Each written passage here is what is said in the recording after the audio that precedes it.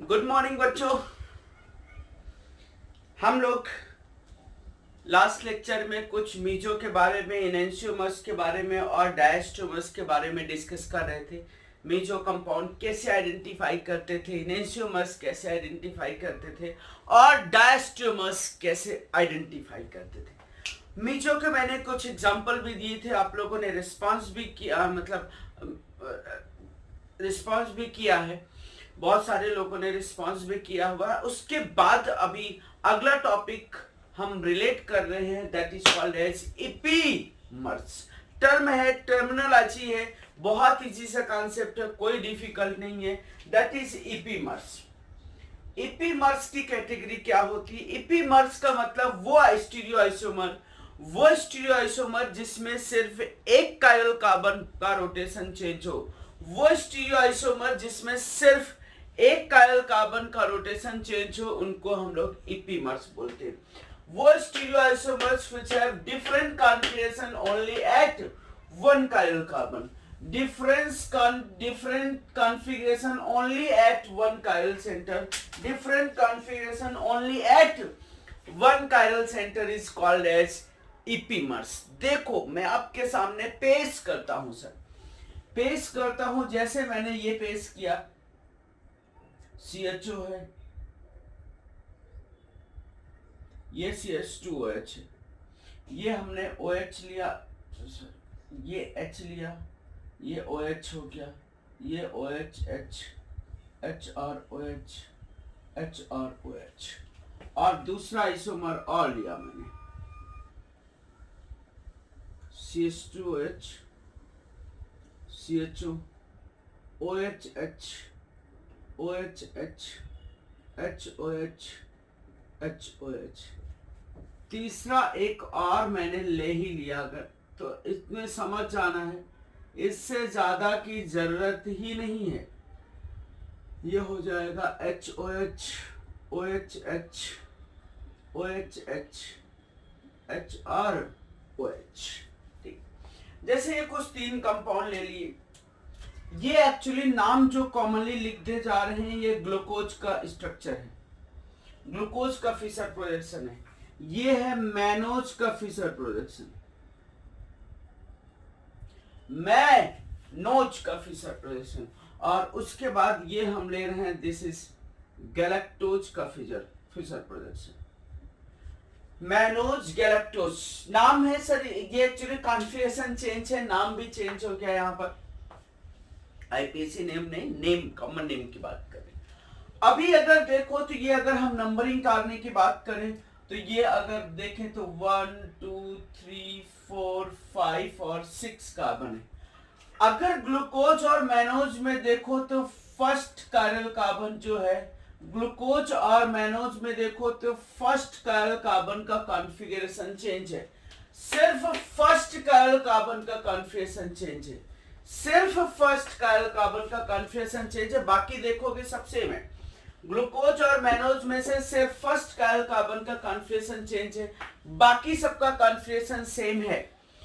अब अगर आप ग्लूकोज और मैनोज के साथ साथ उसकी बात करो गैलेक्टोज की, तो गैलेक्टोज में देखो ग्लूकोज का पहला कॉन्फ़िगरेशन वैसा ही है, दूसरा कॉन्फ़िगरेशन वैसा ही, तीसरा कॉन्फ़िगरेशन यहां पर चेंज है। ठीक है, तो बहुत अच्छे से नंबरिंग हम बात करें, इनका सबका मॉलिक्यूलर फार्मूला सेम है, स्ट्रक्चरल फार्मूला सेम है, बस 3D में ग्रुप या एटम का अरेंजमेंट डिफरेंट हो गया। डिफरेंट हो गया तो प्लेन पोलराइज्ड लाइट का रोटेशन भी डिफरेंट हो गया, डिफरेंट हो गया तो प्लेन पोलराइज्ड लाइट का रोटेशन भी डिफरेंट हो गया। ये तीनों के तीनों ऑप्टिकली एक्टिव हुए। अगर हम ग्लूकोज और मैनोज को देखें तो ग्लूकोज और मैनोज में सिर्फ एक कार्बन का कॉन्फ़िगरेशन चेंज है, ग्लूकोज और मैनोज में सिर्फ एक कार्बन का कॉन्फ़िगरेशन चेंज है। तो इसलिए हम लिख सकते हैं यहां पर नोट के फॉर्म में कि ग्लूकोज एंड मैनोज आर, ये कंफर्म है, सिर्फ एक कार्बन का कॉन्फ़िगरेशन है, इसलिए इसको हम इपीमर्स बोलेंगे। Glucose and mannose are epimers of each other. Glucose and mannose are epimers of each other. लेकिन अगर कहीं टर्म और बोल दे, यहां पर अगर हम आईपीएसी नंबरिंग की बात करें तो सेकेंड कार्बन में कॉन्फिगरेशन चेंज है, ये भी सर सेकेंड ही कार्बन है जिसका कॉन्फिगरेशन चेंज है, इसलिए हम लिख सकते हैं, ऐसा लिख सकते हैं C2 इपीमर्स। नंबर भी लिख सकते हैं सर, C2 सेकेंड कार्बन का कॉन्फिगरेशन चेंज है, C2 इपीमर्स। 2 का मतलब आईपीएससी के बेस पे मैंने नंबरिंग किया। इसमें इज आरएस तो आप बता ही लोगे आराम से, मैंने आपको लास्ट लेक्चर में आरएस निकलवाना बताए थे इनके ग्लूकोज के, जैसे ग्लूकोज के निकालते हो वैसे मैनोज के, वैसे गैलेक्टोज के। अगर दूसरा मैं बात करूं ग्लूकोज एंड गैलेक्टोज, ग्लूकोज और गैलेक्टोज की बात करूं, ग्लूकोज और गैलेक्टोज में देखो तो 1, ये अगर नंबरिंग डाल दें 1 2 3 4 5 और 6, ग्लूकोज और गैलेक्टोज अपनी आंखों से अगर देखो, ग्लूकोज और गैलेक्टोज अपनी आंखों से देखो तो glucose and galactose are C4 epimers, क्योंकि फोर्थ कार्बन पे कॉन्फिगरेशन चेंज है, बाकी सब सिर्फ एक कायल कार्बन पे कॉन्फिगरेशन चेंज है, तो इसको हम लिख सकते हैं आर C4 इपीमर्स।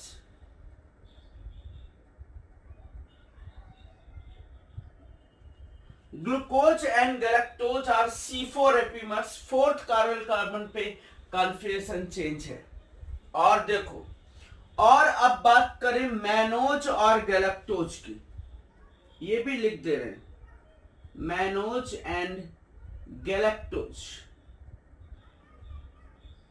मैनोज और गैलेक्टोज की बात करें, मैनोज का सेकेंड कार्बन का कॉन्फिगरेशन चेंज है और इसके फोर्थ कार्बन का भी मैनोज और गैलेक्टोज में देखो तो सेकेंड कार्बन का कॉन्फिगरेशन चेंज है और फोर्थ कार्बन का भी कॉन्फिगरेशन चेंज है, सेकेंड कार्बन का भी कॉन्फिगरेशन चेंज है और फोर्थ कार्बन का भी कॉन्फिगरेशन क्या है, चेंज है। सर सिर्फ एक ही कार्बन का कॉन्फिगरेशन चेंज होगा तो ही हम इपीमर्स बात करेंगे, एक से ज्यादा कायल कार्बन का कॉन्फिगरेशन चेंज है तो वो इपीमर्स नहीं बोलेंगे, और नॉट इपीमर्स, इपीमर्स नहीं होते हैं, इपीमर्स नहीं होते हैं। मैनोज और गैलेक्टोज एक दूसरे के कोई इपीमर्स नहीं होते, बात को समझना। Mannose and galactose are not epimers, क्योंकि उसमें 2 कार्बन का कॉन्फिगरेशन चेंज है, एक इसका भी चेंज है और एक इसका भी चेंज है, इसलिए वो इपीमर्स नहीं है। अब देखो, सिर्फ एक ही कार्बन का कॉन्फिगरेशन चेंज है, सिर्फ एक ही कार्बन का कॉन्फिगरेशन चेंज है, सिर्फ एक ही कार्बन, 2 कार्बन का कॉन्फिगरेशन चेंज है और यहां पर भी सिर्फ एक कार्बन का कॉन्फिगरेशन चेंज। अगर देखो ग्लूकोज और मैनोज को तो दोनों एक दूसरे के non super imposable mirror image है, नहीं है सर, ये एक दूसरे के non super imposable non mirror image है, मिरर इमेज है ही नहीं। सिर्फ एक ने कॉन्फिगरेशन चेंज किया, बाकी ने कॉन्फिगरेशन चेंज नहीं किया है, तो ग्लूकोज और मैनोज क्या हो जाएंगे सर, ग्लूकोज और मैनोज क्या होंगे, इनएंसोमर्स होंगे, डायस्टोमर्स होंगे। ये भी टर्म हम इंट्रोड्यूस कर दे रहे, ग्लूकोज एंड मैनोज इनएंसोमर्स होंगे या डायस्टोमर्स होंगे। सर ग्लूकोज और मैनोज डायस्टोमर्स होंगे, क्योंकि सिर्फ एक कार्बन का कॉन्फिगरेशन चेंज है, ये नोट कर लेना। ग्लूकोज एंड मैनोज डायस्टोमर्स होंगे क्योंकि सब कार्बन का कॉन्फिगरेशन चेंज नहीं है, सिर्फ एक कार्बन का कॉन्फिगरेशन चेंज है। दूसरा अगर हम बात करें ग्लूकोज और गैलेक्टोज, सिर्फ एक कार्बन का कॉन्फिगरेशन चेंज है, सबका कॉन्फिगरेशन नहीं चेंज है, तो इसलिए ये भी एक दूसरे के डायस्टोमर्स। अब मैनोज और गैलेक्टोज की बात करें तो 2 का कॉन्फिगरेशन चेंज है लेकिन 2 का कॉन्फिगरेशन चेंज नहीं है, 2 का कॉन्फिगरेशन चेंज है, किसी 2 का कॉन्फिगरेशन नहीं चेंज है। These are also categorize in diastereomers. तो नोट हम कर लेंगे, नोट यहां पर भी लिख लेंगे, क्या, ग्लूकोज, मैनोज एंड गैलेक्टोज, ये इसका डायस्टोमर्स है, ये इसका डायस्टोमर्स है, ये इसका डायस्टोमर्स, आर diastereomers of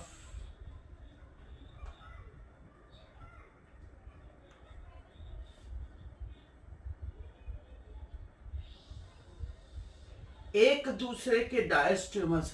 अब एक बड़ी इंपॉर्टेंट सी बात लिखने जा रहा हूं मैं। हम ये बोल सकते हैं कि जितने भी इपीमर्स हैं, जितने भी इपीमर्स बनेंगे, जितने भी इपीमर्स बनेंगे वो सब के सब डायस्टेमर्स बनेंगे, कोई डाउट नहीं, बिना किसी एक्सेप्शन के। बिना जितने भी इपीमर्स बनेंगे, चाहे 2 कायल कार्बन के हो, चाहे 3 के हो, चाहे 4 के हो, किसी के हो, कोई फर्क नहीं पड़ता। जितने भी इपीमर्स बनेंगे वो सब के सब, जितने भी इपीमर्स बनेंगे वो सब के सब एक दूसरे के डायस्टेमर्स होंगे। नोट कर रहे हैं sir? All epimers are diastereomers of each other. All epimers are diastereomers of each other. जितने भी इपीमर्स हैं वो सब के सब डायस्टेमर्स हैं, लेकिन हर एक डायस्टेमर्स इपीमर्स नहीं है। मैनोज और गैलेक्टोज एक दूसरे के डायस्टेमर्स हैं, लेकिन वो मैनोज एंड गैलेक्टोज एक दूसरे के डायस्टेमर्स हैं। मैनोज और गैलेक्टोज एक दूसरे के डायस्टेमर्स हैं, लेकिन वो एक दूसरे के इपीमर्स नहीं है। अगला पॉइंट लिख दे रहे हैं यहीं पर, but all डायस्टेमर्स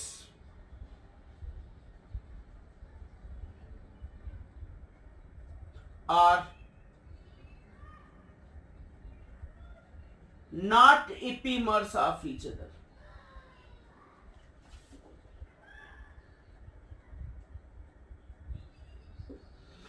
All diastereomers are not epimers of each other. मतलब हम ये कह रहे हैं कि हर एक डायस्टेमर्स एक दूसरे का इपीमर्स नहीं होगा। हो सकता है, नहीं भी हो सकता है, लेकिन जितने भी इपीमर्स होंगे वो एक दूसरे के डायस्टेमर्स होंगे। But all diastereomers are not epimers of. All का मतलब ये नहीं समझना है कि जितने भी डायस्टेमर्स हैं कोई भी एक दूसरे के इपीमर्स नहीं होंगे, नहीं। ये बात समझने क्या, लैंग्वेज समझना। ऑल सब के सब डायस्टेमर्स एक दूसरे के इपीमर्स नहीं हो सकते, उसमें से कुछ हो सकते हैं और कुछ नहीं भी हो सकते हैं। वो केसेस आपके सामने मैंने पेश कर दिया। तो इपीमर्स और डायस्टेमर्स का कॉन्सेप्ट ये मैंने बताया है। इपीमर्स और डायस्टेमर्स का कॉन्सेप्ट ये मैंने बताया है। आगे लिखा हुआ है यहाँ पर मैंने कुछ point. For epimers there should be at least 2 chiral carbon. यही बात मैंने लिखी हुई कि इपीमर्स के लिए एटलीस्ट 2 कायल कार्बन होना जरूरी है। इपीमर्स होने के लिए एटलीस्ट 2 कायल कार्बन होना जरूरी है। कोई भी इपीमर्स की बात करो तो 2 कायल कार्बन होना जरूरी है, 2 कायरल कार्बन होना जरूरी है। If the compound have only 1 chiral centre, अगर कंपाउंड के पास सिर्फ एक ही कायरल सेंटर है, अगर कंपाउंड के पास सिर्फ एक ही कायरल सेंटर है, तो वो कायरल सेंटर है तो वो हमेशा ऑप्टिकली एक्टिव होगा। वो हमेशा ऑप्टिकली एक्टिव होगा, और ऑप्टिकली एक्टिव होगा तो उसका कॉन्फिगरेशन चेंज करने पे वो हमेशा क्या फॉर्म होगा, एनैंसियोमर्स होगा। अगर एक कायल कार्बन है तो इपीमर्स नहीं हो सकता, एक कायल कार्बन है तो डायस्टेमर्स नहीं हो सकता। वो अगर उनका कॉन्फिगरेशन चेंज करोगे तो वो एक दूसरे के एनैंसियोमर्स ही बनाएंगे, non super imposable mirror image का ही फॉर्मेशन करेंगे, वो डायस्टेमर्स नहीं बनाएंगे। जैसे एक और एग्जांपल ले लें, ये CH2OH है, ये CHO है, ये HOH है, ये OHH है, ये HOH है, ये भी HOH है। दूसरा मैंने ले लिया actually C double bond O, CH2OH, OHH, HOH, HOH और CH2H। देखो ये सर ग्लूकोज है, ये जो भी मैंने लेफ्ट में लिखा है वो लेफ्ट में होंगे। अगर कुछ भी तुमने इधर उधर कर दिया तो नाम चेंज हो जाएगा। और ये हमारा होता है फ्रक्टोज। ग्लूकोज भी ऑप्टिकली एक्टिव है और फ्रक्टोज भी ऑप्टिकली एक्टिव है। इस एक रिलेशन का क्वेश्चन ऐसे ले रहे हैं, ग्लूकोज भी ऑप्टिकली एक्टिव है, फ्रक्टोज भी ऑप्टिकली एक्टिव है। अब हम ये पूछ रहे हैं ग्लूकोज फ्रक्टोज एक दूसरे के क्या है। देखो इसका कॉन्फ़िगरेशन सेम है, इसका कॉन्फ़िगरेशन सेम है, इसका कॉन्फ़िगरेशन सेम है, लेकिन सर इसका भी जो जनरल फार्मूला होता है वो C6H12O6 है मॉलिक्यूलर फार्मूला, और इसका भी मॉलिक्यूलर फार्मूला C6H12 और O6, दोनों के दोनों का मॉलिक्यूलर फार्मूला सेम है। अगर थ्योरेटिकली देखें तो ये सर डेक्स्ट्रोरोटेटरी शुगर है, शुगर है ये सर, ये सब शुगर है। आगे हम बायोमॉलिक्यूल्स में इसको डिस्कस करेंगे, कार्बोहाइड्रेट। डेक्स्ट्रोरोटेटरी शुगर है। डेक्स्ट्रोरोटेटरी का मतलब यहां पर डी रिप्रेजेंटेशन कर सकते हैं या यहां पर पॉजिटिव रिप्रेजेंटेशन करते हैं। ये क्योंकि हम देख के नहीं बता सकते हैं, ये तो हमको पता है कि एक्सपेरिमेंटल प्रॉपर्टी होती है। और फ्रक्टोज जो होता है वो लियोरोटेटरी शुगर है, लियोरोटेटरी शुगर है, ध्यान से समझना। ये लियोरोटेटरी शुगर है, मतलब निगेटिव ऑप्टिकल रोटेशन होता है इसका, निगेटिव। ये बस ऐसे मैंने बता दिया, उस पे आप स्ट्रेस नहीं लेना कि कैसे लिख दिया। ये प्रैक्टिकली ही डेक्स्ट्रोरोटेटरी होता है ग्लूकोज और फ्रक्टोज। स्वीटेस्ट जो शुगर होती है, fructose is sweetest natural sugar.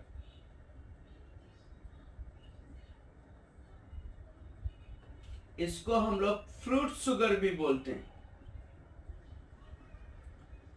Fructose fruit sugar, fruit की जो स्वीटनेस होती है वो हमारी फ्रक्टोज की वजह से होती है, not for glucose, not for sucrose. और ग्लूकोज तो कॉमन कंपोनेंट हो गया, तो फ्रक्टोज स्वीटेस्ट शुगर होती। इसका यहाँ पर इस पॉइंट का इस पार्ट में कोई लेना देना नहीं। हम ये सिर्फ रिलेशन पूछना चाह रहे हैं कि ग्लूकोज और फ्रक्टोज एक दूसरे के क्या है, मॉलिक्यूलर फार्मूला सेम है।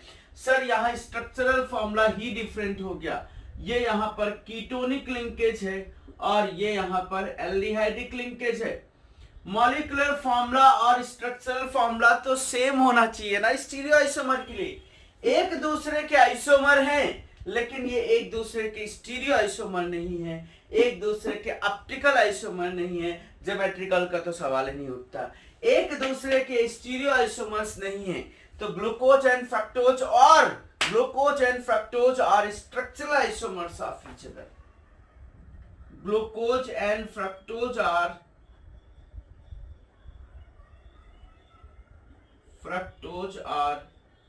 structural isomers of each other.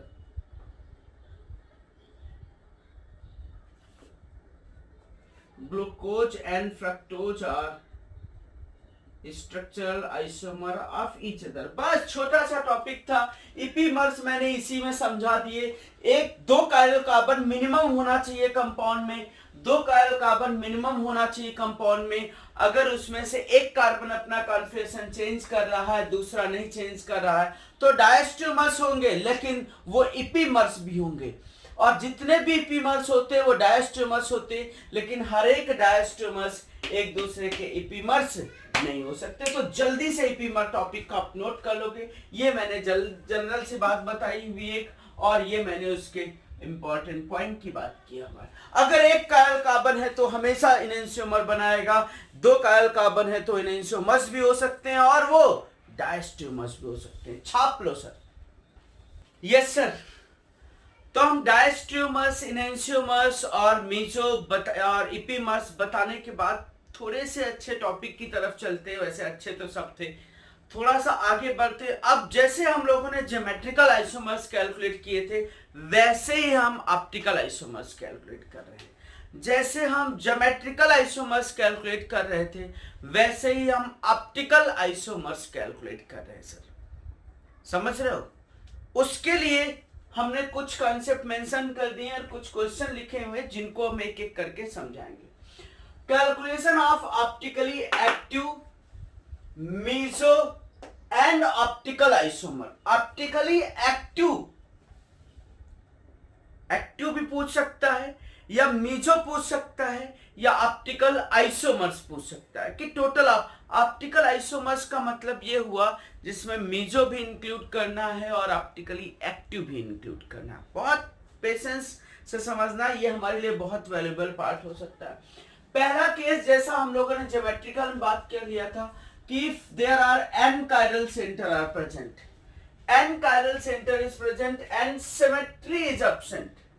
अगर सिमेट्री एब्सेंट है, n chiral center प्रेजेंट है और सिमेट्री एब्सेंट है, तो फॉर्मूला ये होता है ये n chiral center are present and symmetry is present। तो ऑप्टिकल आइसोमर्स होते हैं 2:n। n का मतलब number of chiral center।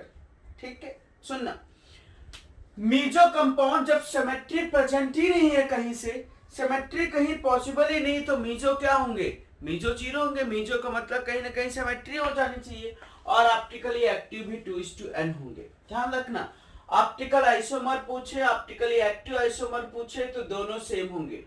Optical isomer पूछे मतलब मीजो और ऑप्टिकली एक्टिव दोनों बना के हम बताते, मीजो का मतलब ऑप्टिकल इनएक्टिव भी बना के बताते। दूसरा case, if there are n chiral center and symmetry is present, symmetry is present, उसमें भी दो केस थे, याद करो।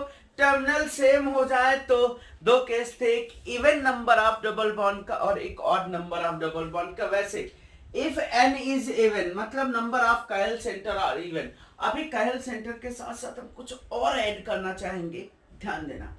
इफ n इज इवन तो उस समय ऑप्टिकल आइसोमर जो होते हैं, याद करो यही पार्ट तो उस समय ज्योमेट्रिकल में भी बताया था, 2:n-1 प्लस 2:n/2-1। उस समय टोटल ऑप्टिकल आइसोमर की, ये टोटल आइसोमर की बात है।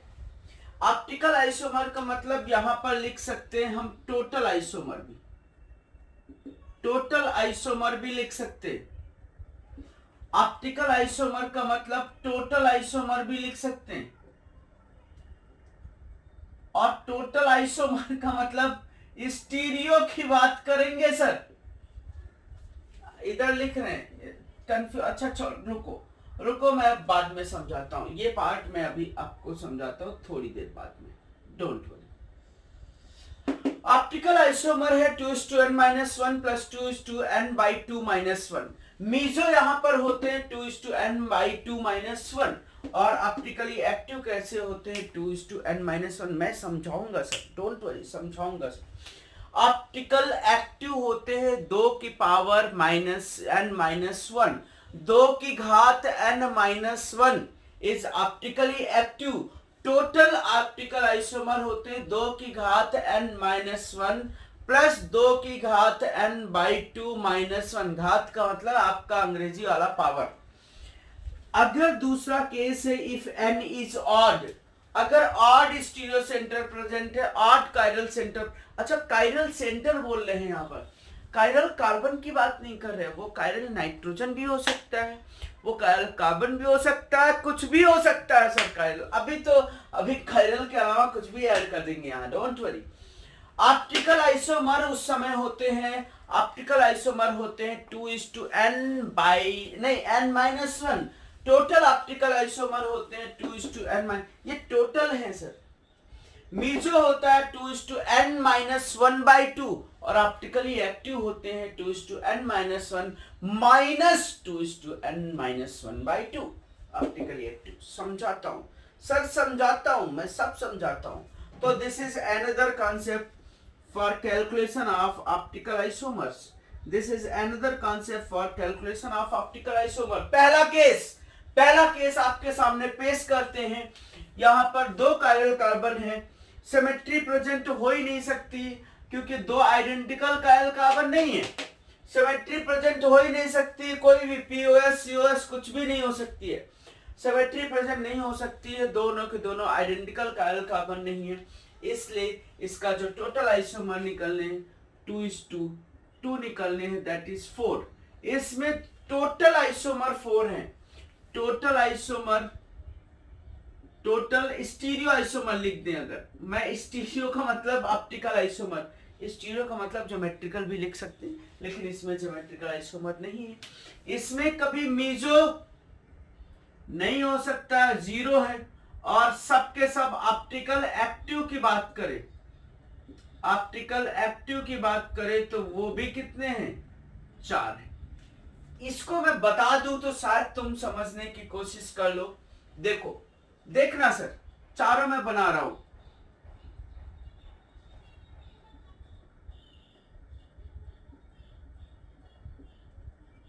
ये CH3 है, ये C2H5, C2H5, C2H5, C2H5, ये CH3 है, ये CH3 है, ये CH3 है, ये CH3। इसका मैं बताया हूं चारों। देखो, ये HOH, HOH, OHH, OHH, HOH, OHH, OHH, HOH। देखो सर, 4 आइसोमर बन गए। तुमको बना के बताना नहीं है, किसी को बना के नहीं बताना है। ये भी ऑप्टिकली एक्टिव है, कोई प्लेन ऑफ सिमेट्री नहीं। ये भी ऑप्टिकली एक्टिव है, कोई प्लेन ऑफ सिमेट्री नहीं। ये भी ऑप्टिकली एक्टिव है क्योंकि इधर मिथाइल इथाइल लगा हुआ, और ये भी ऑप्टिकली एक्टिव। इसमें अगर ऑप्टिकल एक्टिव पूछता तो 4 होते। ये दोनों एक दूसरे के एंसियोमर्स हैं, non super imposable mirror image. ये दोनों एक दूसरे के एंसियोमर है, non super imposable mirror image. First और थर्ड एक दूसरे के डायस्ट्रोमर्स हैं। फर्स्ट और फोर्थ एक दूसरे के डायस्ट्रोमर्स है। सेकंड और थर्ड एक दूसरे के डायस्ट्रोमर्स है, और सेकंड और फोर्थ भी एक दूसरे के डायस्ट्रोमर्स है। ये तो सब पहले हो चुका है सर। तो उसके 4 आइसोमर बने, 4 के चारों ऑप्टिकली एक्टिव हैं। 4 के चारों ऑप्टिकली एक्टिव हैं सर।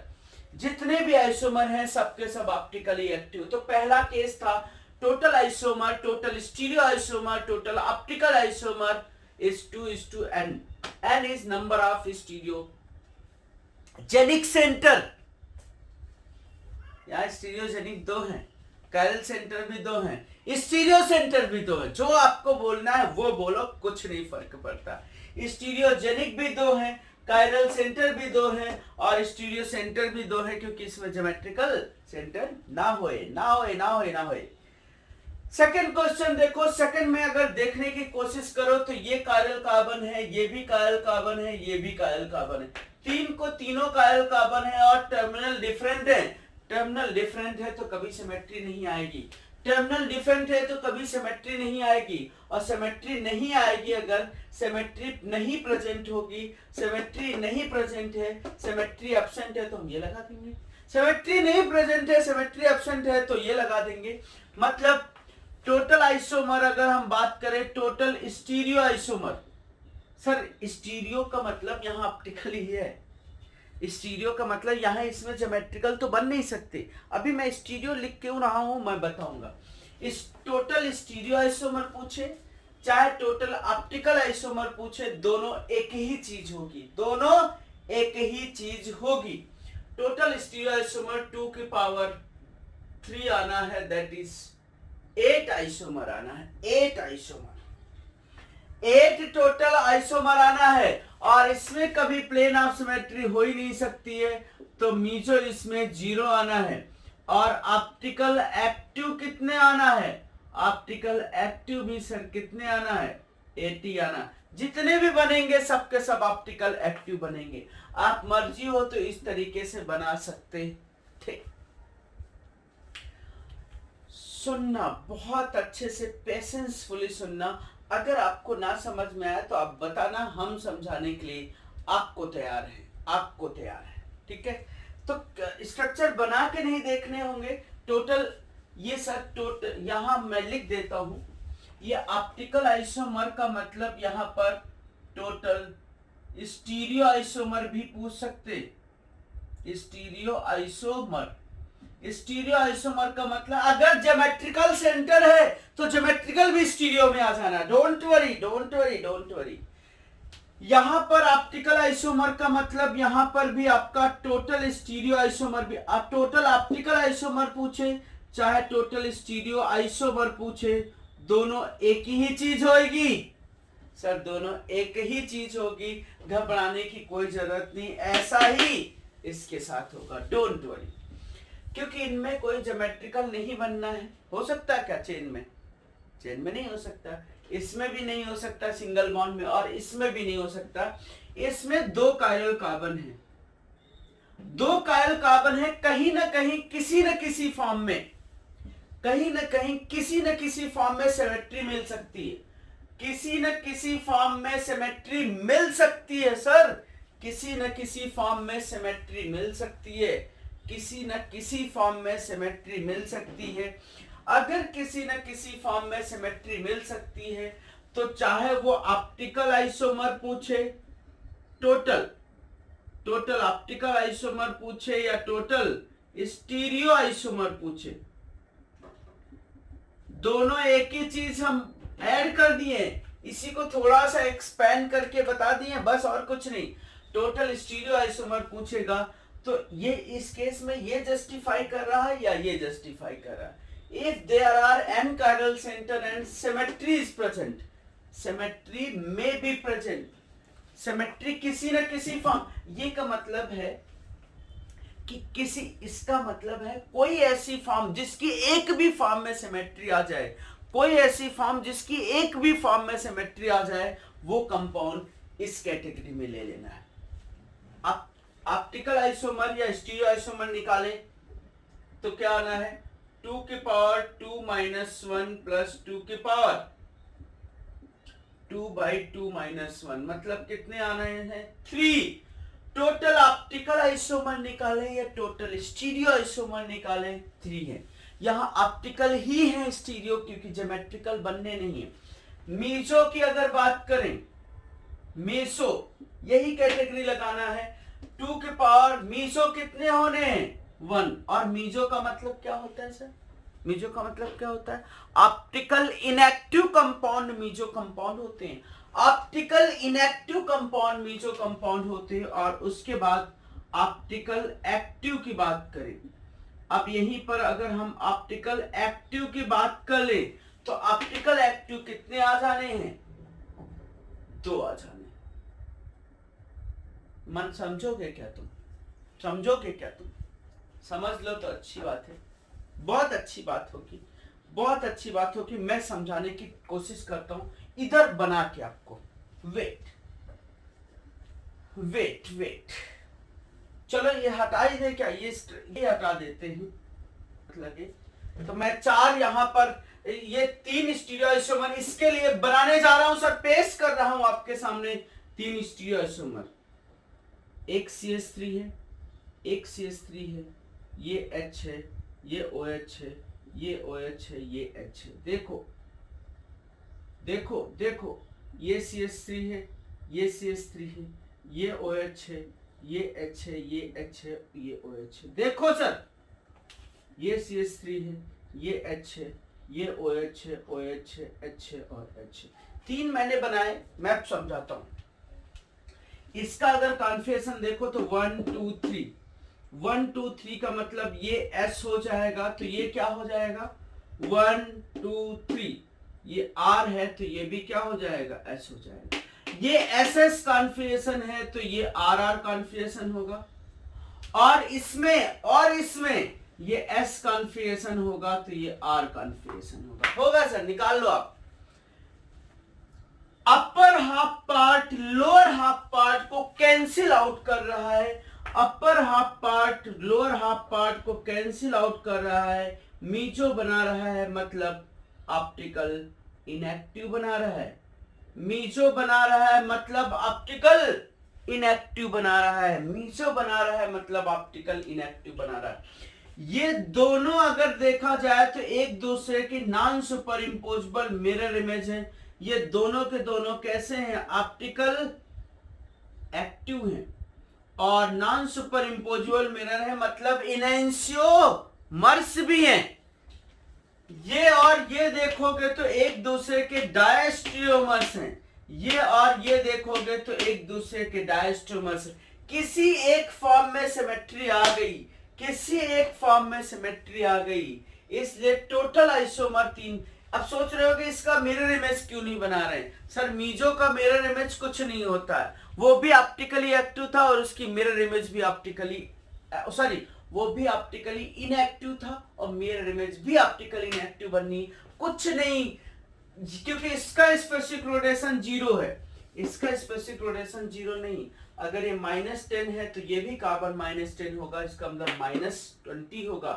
तो ये अगर -10 है तो ये +10 होगा, मतलब +20 होगा। ये -20 होगा, ये +20 होगा, लेकिन इसमें तो माइनस प्लस मिला के 0 हो जाना है, इसका स्पेसिफिक रोटेशन 0 हो जाना है, ऑप्टिकल इनएक्टिव हो जाना है, ये दोनों के दोनों ऑप्टिकल एक्टिव होना है। मानते हो तुम? मानते हो क्या? कंपाउंड को देख के एज्यूम करो, क्या किसी भी फॉर्म में सिमेट्री आ सकती है? किसी भी फॉर्म में सिमेट्री आ सकती है। तो ये कोई भी उसका स्ट्रक्चर नहीं चेंज करना सर, स्ट्रक्चर नहीं चेंज करना, स्ट्रक्चरल फॉर्मूला सेम होना चाहिए, मॉलिक्यूलर फॉर्मूला सेम होना चाहिए, तब हम ये बात करने वाले होंगे। आगे का सवाल देखते हैं। तो इसमें मीसो 1 था, ऑप्टिकल आइसोमर या स्टीरियो आइसोमर 3 थे, और ऑप्टिकली एक्टिव कितने हैं? जिसमें 2 हैं। पेशेंस रखना, सब आएगा सर। ये देखो फोर्थ क्वेश्चन देखो, तो ये कार्बन कायरल है और ये कार्बन कायरल है, ये भी कार्बन कायरल है, दिस इज स्यूडो कायरल। दो आइडेंटिकल कार्बन के बीच वाला जो कार्बन होता है, दो आइडेंटिकल कार्बन के बीच वाला जो कार्बन होता है, जिससे दो डिफरेंट वैलेंसी लगी होती है, दो डिफरेंट वैलेंसी लगी होती है, उसको हम स्यूडो कायरल बोलते हैं। मतलब यहाँ पर जो सेकंड वाला केस बताना है आपको, यहाँ जो सेकंड वाला केस है, इफ n इज ऑड, यहाँ पर n ऑड है, और ऑड n तभी आएगा जब हम ऑड n तभी बात करेंगे, कहीं न कहीं उसमें स्यूडो कायरलिटी का पार्ट होगा, स्यूडो कायरलिटी का पार्ट होगा, तभी हम ऑड n की बात करेंगे, अदरवाइज ऑड n की बात ना करेंगे। स्यूडो कायरलिटी का पार्ट होगा तभी हम ऑड n की बात करेंगे। सिंपल सी बात है, बहुत आसानी से। तभी हम ऑड n की बात करेंगे जब स्यूडो कायरलिटी का पार्ट होगा। यहाँ पर अगर हम ऑप्टिकल आइसोमर की बात करें, या यहाँ पर हम स्टीरियो आइसोमर की बात करें, टोटल स्टीरियो आइसोमर की बात करें, तो कितने हो जाने? ऑप्टिकल आइसोमर या स्टीरियो आइसोमर का मतलब 2 की पावर 3 माइनस 1, 2 की पावर 3 माइनस 1 का मतलब कितने हो गए? 4। मैं बना रहा हूं, पेशेंस रखो। इसमें भी तो किसी न किसी फॉर्म में सिमेट्री मिल सकती है, अभी मिलेगी। मीसो कितने होंगे? मीसो कितने होंगे? 2 की पावर n माइनस 1 बाई 2, मतलब 2 की power 3 minus 1 by 2, 3 minus 1 by 2, 3 minus 1 is 2, 2 by 2 is 1, 2 की पावर 1 is 2। अब यहां पर ऑप्टिकल एक्टिव बताने हैं, अगर ऑप्टिकल एक्टिव फॉर्म करना है, ऑप्टिकल एक्टिव फॉर्म करना है, तो 4, ये देखो, दिस माइनस दिस, मतलब 4 माइनस 2 बराबर 2। 2 ऑप्टिकल एक्टिव है, 2 ऑप्टिकल इनएक्टिव है, इसलिए मिला के टोटल कितने हो गए? 4 हो गए। 2 ऑप्टिकल एक्टिव है, 2 ऑप्टिकल इनएक्टिव है। कैसे? इसको मैं इधर ड्रा कर रहा हूं, पेशेंसफुली बताना, समझाना मुझे, या पेशेंसफुली आपको भी समझना है। इधर मैं ड्रा कर रहा हूं, उसको ध्यान से समझना। ये CH3 है, ये CH3 है, H है, OH है, H है, OH है, H है और OH है। इसमें सर POS प्रेजेंट है, POS प्रेजेंट है, प्लेन ऑफ सिमेट्री प्रेजेंट है sir, plane of symmetry present है, तो ये भी मीसो है। अगर हम इसकी दूसरी फॉर्म की बात कर लें, इस मीजो का फिर वापस से इमेज बनाने की जरूरत नहीं है सर। ये CH3 हो गया, ये H हो गया, OH, H हो गया, सॉरी OH हो गया, H हो गया, H हो गया, OH। ये भी देखो यहाँ न कहीं से इसमें भी सिमेट्री आ रही है सर, इसमें भी सिमेट्री थी, इसमें भी कट करोगे तो सिमेट्री आएगी। This is also category of meso. तुमको कभी बना के किसी को नहीं बताना है, तुमको बना के किसी को बताना ही नहीं यार, तुमको तो सीधे फॉर्मूला अप्लाई करना है। बनाने में टाइम वेस्ट ही नहीं करना, आपको सीधे फॉर्मूला अप्लाई करना है और निकल जाना है, आगे बढ़ जाना है, पीछे मुड़ के नहीं देखना है। ये भी मीजो है, ये भी मीजो है। दो ऑप्टिकली इनएक्टिव आ गए, दो ऑप्टिकली इनएक्टिव आ गए। इसकी मिरर इमेज की बात नहीं करेंगे, इसकी मिरर इमेज की बात नहीं करेंगे। मीजो का कोई मिरर इमेज नहीं होता, ऑप्टिकल इनएक्टिव का कोई मिरर इमेज नहीं होता। मीजो का मतलब ऑप्टिकल इनएक्टिव। अब देखो सर, ये CH3 है, ये CH3 है, ये H है, ये OH है, ये HOH है और ये OH और H है। आप देखो सर, आप ही देख लो सर, आप ही देख लो सर, इसमें ये सर ऑप्टिकली एक्टिव है। क्यों? ध्यान से समझना, ध्यान से समझना। ये अगर कॉन्फ़िगरेशन की बात करें, हम इस कॉन्फ़िगरेशन की बात करें तो 1 2 3, 1 2 3 का मतलब ये S है, तो ये भी क्या होगा, ये भी क्या होगा, ये क्या होगा, R होगा सर। S है तो ये R होगा, और यहां पर अगर देखो ये तो ये S है और ये क्या होगा, R होगा, ये क्योंकि सेम है ना। अब बीच वाले में इसमें एक R निकल सकता है या इसमें S निकल सकता है। देख रहे, अपर half part lower half part को कंपनसेट कर रहा है, अपर half part lower half part को कंपनसेट कर रहा है, इंटरनल कंपनसेशन प्रेजेंट है।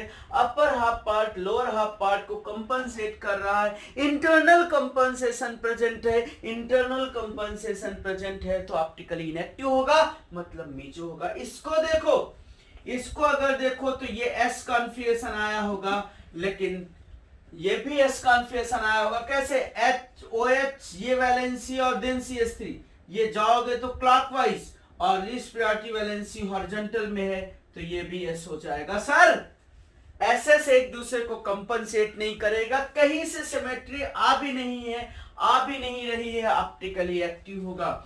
अब इसकी एक मिरर इमेज बना दें, ऑप्टिकल एक्टिव की मिरर इमेज बना दे, ऑप्टिकल एक्टिव की मिरर इमेज बना दे, OH HOH, और इसको जहां मर्जी हो, जिधर मर्जी हो, जिधर मर्जी हो, वो आप सब संभाल के रख लो, कोई फर्क नहीं पड़ता, कोई फर्क नहीं पड़ता सर, कोई फर्क नहीं पड़ता। ये भी सर ऑप्टिकली एक्टिव है क्योंकि S का ये R कॉन्फ़िगरेशन हो जाएगा और इस S का भी ये R कॉन्फ़िगरेशन हो जाएगा। S है, कुछ ना कुछ ऑप्टिकल रोटेशन होगा, +10 +10 +20 होगा, +20 +20 सॉरी -20 -20 कुछ भी होगा तो -40 हो जाएगा। जब ये -20 होगा तो ये +20 होगा, ये भी -20 होगा तो ये +20 होगा, मतलब ये -40 आएगा तो इसका कॉन्फ़िगरेशन +40 आ जाएगा, लेकिन इसका कॉन्फ़िगरेशन इंटरचेंज हो जाएगा। ये दोनों के दोनों ऑप्टिकल ये दोनों के दोनों ऑप्टिकल एक्टिव है sir, non super imposable mirror image है। ये इसका डायस्टोमस है, ये इसका डायस्टोमस है, ये इसका डायस्टोमस है, ये इसका डायस्टोमस। अगर पूछा जाए कितने इनैंशियोमेरिक पेयर होंगे, कितने इनैंशियोमेरिक पेयर होंगे, तो सर 2 इनैंशियोमर होंगे।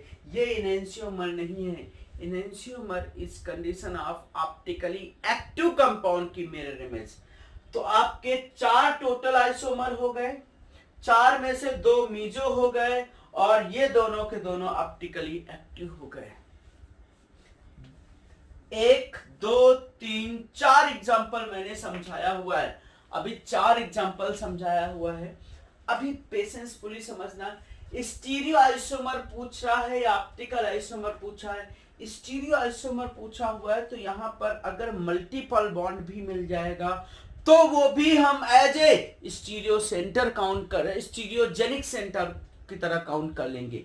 अभी मैं वो एग्जांपल आपको इसके जस्ट, ये आपको 4 एग्जांपल समझ में आए होंगे। स्ट्रक्चर कहीं नहीं बनाना, तुम्हारे लिए सांत्वना के लिए कि ये 3 निकले, ये 4 निकले, कैसे निकले ये मैंने आपको बताया हुआ। उसमें 8 कैसे निकलेंगे वो भी आप निकाल सकते हो। R R R, S S S, R S R, S R S, इस तरीके से R R S SSR, जो भी आपको निकालना है वो निकालो। टोटल 8 से ज्यादा नहीं निकलेंगे, बनाने की फिलहाल कोई रिक्वायरमेंट नहीं है। तो पहला एग्जांपल, इसको मैंने यहां डिटेल में बताया, इसके 8 बनाने की हमको जरूरत नहीं समझी, इसको मैंने यहां बताया है और इसको मैंने यहां बताया हुआ है, ठीक है। तो बहुत परफेक्टली इस कॉन्सेप्ट को आप ध्यान दो, उसके बाद हम कुछ आगे प्रैक्टिस के लिए एग्जांपल ले रहे हैं, तब तक आप नोट करो। ऑप्टिकल आइसोमर पूछे या टोटल स्टीरियो आइसोमर पूछे, दोनों एक ही चीज होगी। ऑप्टिकल आइसोमर पूछे या टोटल स्टीरियो पूछे, दो भी एक चीज होगी। Optical isomer total stereo isomer पूछेगा तो भी एक ही चीज होगी। यहां पर हम ज्योमेट्रिकल भी काउंट करेंगे, वेट करो, नोट करो एंड वेट करो। सर ये हमने कुछ क्वेश्चन लिखे हुए हैं जो हमको समझ में आया कि ऐसे ऐसे क्वेश्चन कराने चाहिए, और भी प्रैक्टिस में लेंगे, बट पहले ये क्वेश्चन करते हैं, देखते हैं कि स्टीरियो आइसोमर या optical active, optical inactive meso कौन सी कैटेगरी हो सकती है। पहला केस आपके सामने पेश है, जिसमें अगर देखो तो 4 कायल कार्बन प्रेजेंट हैं। एक ये कायल कार्बन है, दूसरा ये है, तीसरा ये है और चौथा ये है। 4 कायल कार्बन है, इसमें कोई भी स्यूडो कायरल नहीं है, कोई भी कार्बन स्यूडो कायल नहीं है। स्यूडो कायल का केस तभी हो सकता है जब ऑड नंबर ऑफ कायल होंगे, स्यूडो कायल का केस तभी हो सकता है जब ऑड नंबर ऑफ कायल होंगे, तभी हम स्यूडो कायलिटी की बात करेंगे। यहां पर 4 के चारों कायल कार्बन है प्रेजेंट है, लेकिन किसी न किसी फॉर्म में इसमें सिमेट्री मिल सकती है, कोई ना कोई हम फिशर ड्रॉ करके या किसी न किसी तरीके से, तो एक किसी न किसी फॉर्म में सिमेट्री, अगर किसी भी फॉर्म में सिमेट्री मिल गई है तो हम यहां पर स्टीरियो आइसोमर की बात करें या स्टीरियो आइसोमर की बात करें या ऑप्टिकल आइसोमर की बात करो, जो आपको करनी है वो करो, कोई हमें फर्क नहीं पड़ता है। तो स्टीरियो आइसोमर की बात करोगे तो कितने होंगे, 2 की पावर 4 माइनस 1 प्लस 2 की पावर 4/2 माइनस 1, तो कितने आ जाने, 3। 4/2 का मतलब 2, 2 माइनस 1 इज 1, और कितना हो जाना, 8 to 10 आ जाने। सर देख लेना अपना कैलकुलेशन, सर देख लेना, गणित हमारी बहुत कमजोर है। ऑप्टिकल आइसोमर या स्टीरियो आइसोमर 10 आने हैं। इसमें अगर हम मीसो की बात करते तो मीसो कितने आने होते, मीसो के लिए क्या कॉन्सेप्ट था, 2 की पावर n/2 माइनस 1, 4/2 माइनस 1, मतलब मीसो कितने आने हैं, इसमें 2 आने हैं। इसका मतलब ऑप्टिकल एक्टिव कितने आने हैं, ऑप्टिकल एक्टिव कितने आने हैं सर, 2 की पावर n-1 आने हैं, मतलब 8 ऑप्टिकल एक्टिव आना है। 2 की पावर 4 माइनस 1 इज 3, 2 की पावर 3 का मतलब 8 ऑप्टिकल है। बस हो गया सर, हो गया सर, हो गया, कुछ नहीं करना, कुछ नहीं करना है सर। ये केस देखो, इसको खुद से सॉल्व करना है, this is for your homework, this is for your homework. क्या इसमें कोई स्यूडो कायरल दिखेगा, ये भी आपको बताना है। इस क्वेश्चन की बात करते हैं, इस क्वेश्चन की बात करते हैं, ये कार्बन कायरल है, ये कार्बन भी कायरल है, और इसमें एक ये सेंटर अवेलेबल है, that is called as stereogenic center. Stereo center तो 4 है इसमें, कैसे, 1 2 3 4। स्टीरियोजेनिक सेंटर कितने हैं, 3। स्टीरियोजेनिक सेंटर का मतलब वो सेंटर जिनके अलोंग स्टीरियो आइसोमेरिज्म पॉसिबल हो, वो सेंटर जिनके अलोंग स्टीरियो आइसोमेरिज्म पॉसिबल हो, उनको हम स्टीरियोजेनिक बोलेंगे। स्टीरियो सेंटर का मतलब डबल बॉन्ड के लिए भी 2 स्टीरियो सेंटर काउंट करते हैं, अगर वो जीआईसो कर रहे होते हैं तो। ध्यान से समझोगे, बहुत ध्यान से समझो। इसके लिए तो ऑप्टिकल आ जानी है, इसके लिए ज्योमेट्रिकल आ जानी है, समझ रहे हो। ज्योमेट्रिकल और ऑप्टिकल मिला के टोटल आइसोमर होंगे, ज्योमेट्रिकल और ऑप्टिकल मिला के टोटल आइसोमर होंगे। तो एक बहुत सिंपल सा तरीका बताते हैं, यहां एकदम कंफ्यूज ना होना कोई भी। टोटल स्टीरियो आइसोमर पूछे या टोटल टोटल स्टीरियो आइसोमर पूछे या टोटल ऑप्टिकल आइसोमर पूछे, हमारे लिए फॉर्मूला सेम होगा, कभी इसमें ज्योमेट्रिकल आइसोमर नहीं पूछेगा, अगर पूछ भी रहा तो दो दिख ही रहे हैं इसमें, सिस और एक ट्रांस, लेकिन नहीं पूछेगा, डोंट वरी, एकदम चिंता करने की जरूरत नहीं। टोटल स्टीरियो आइसोमर पूछे या टोटल ऑप्टिकल आइसोमर पूछे या टोटल ऑप्टिकली एक्टिव पूछे या टोटल मीजो पूछे, आराम से निकालो। क्या इसमें कभी भी सिमेट्री मिल सकती है? कभी भी किसी भी फॉर्म में सिमेट्री मिल सकती है क्या? ये कायल कार्बन अलग टाइप का है, ये कायल कार्बन अलग टाइप का है, और ये डबल बॉन्ड भी प्रेजेंट है। तो टोटल स्टीरियो आइसोमर की बात करें, total stereo isomer, total stereo isomer की बात करें या ऑप्टिकल आइसोमर की बात करें, दोनों यहां पर एक ही चीज हम इंक्लूड कर रहे हैं सर। ज्योमेट्रिकल को भी हम ऑप्टिकल में काउंट कर रहे हैं। जैसे देखो R R S, R R trans, R R cis, R R trans, S S cis, S S trans, S R cis, S R trans, R S cis, R S trans. कितने हो गए sir? बहुत हो गए, बहुत हो गए sir, बहुत बहुत, टेंशन मत लो। टोटल स्टीरियो आइसोमर या ऑप्टिकल आइसोमर सिमेट्री नहीं प्रेजेंट है तो 2 की पावर कितना हो जाना है? 3 हो जाना है। इसको भी इंक्लूड करो, मैं बता दो रहा हूं, आराम से सॉल्व करो। सारे कॉन्सेप्ट में एक ही कॉन्सेप्ट, सारे क्वेश्चन में एक ही कॉन्सेप्ट अप्लाई करना है। इसको भी स्टीरियो काउंट करो, this is also stereogenic centre. अब हम काइरल सेंटर ना कंसीडर करके हम एन को स्टीरियोजेनिक सेंटर बोल सकते हैं, एन को हम स्टीरियोजेनिक सेंटर बोल सकते हैं। खत्म हो गया सवाल। जो पीछे कैटेगरी थी लिखना n, if n is n chiral center are present, n chiral center के लिए हम एन स्टीरियोजेनिक सेंटर भी लिख सकते हैं। वहां पर मैंने ऐड किया है कि आपको सीधे सीधे नहीं, सिर्फ काइरल के लिए पूछ लिया और खत्म। काइरल के साथ साथ ज्योमेट्रिकल भी वहां पूछ सकता है, तो अभी उसको वो, क्योंकि जनरल बुक्स देखोगे या कहीं पर भी देखोगे तो वही काइरल सेंटर के फॉर्म में क्वेश्चन फॉर्मूला लिखा होगा, लेकिन अभी हम उसको स्टीरियोजेनिक सेंटर करके पूरे क्वेश्चन सॉल्व कर लेना है। यहां पर टोटल स्टीरियो आइसोमर का मतलब ऑप्टिकल और ज्योमेट्रिकल मिला के 8 होने हैं सर। अभी मैंने काउंट किया था सर, 8 होने। इसमें सर कभी सिमेट्री नहीं आ सकती है, तो मीजो कितने होने हैं? 0 हो जाने। ऑप्टिकल एक्टिव की पूछेगा तो ऑप्टिकल एक्टिव सब के सब जितने भी बन रहे हैं, R R cis, R R trans, S S cis, S S trans, R S cis, R S trans, S R cis, S R trans, हो गए 8। 8 में से जितने भी मिलेंगे सबके सब ऑप्टिकली एक्टिव मिलेंगे, सबके सब।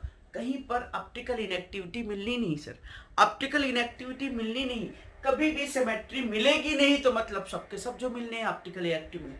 बात को गौर से समझना, यहां बहुत प्रॉब्लम होती है बच्चों को।